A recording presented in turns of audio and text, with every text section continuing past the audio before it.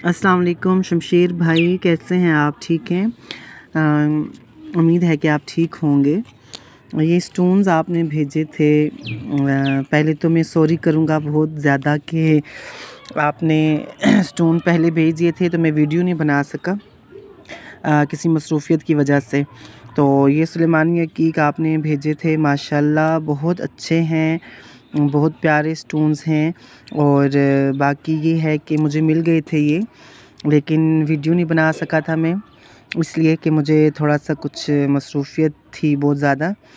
तो बहुत बहुत आपका धन्यवाद, आपने स्टोन्स भेजे और बहुत खूबसूरत स्टोन है। अल्लाह ताला आपको अजर दे, आप नेकी का काम कर रहे हैं, आप डिस्काउंट भी अच्छा कर देते हैं और रियल स्टोन्स जो हैं आप भेजते हैं।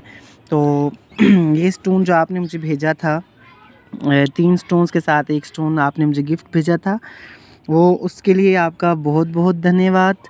और अल्लाह ताला आपकी तमाम मुश्किलातें आसान फरमाए। हम दुआ देंगे, आपको दुआ करेंगे हमेशा। और उसके बाद ये है कि इंशाल्लाह राब्ता रहेगा आपके साथ हमेशा, और आपसे स्टोन्स मंगवाते रहेंगे और लेते रहेंगे। बहुत बहुत धन्यवाद आपका, बहुत बहुत धन्यवाद। अल्लाह हाफ़िज़।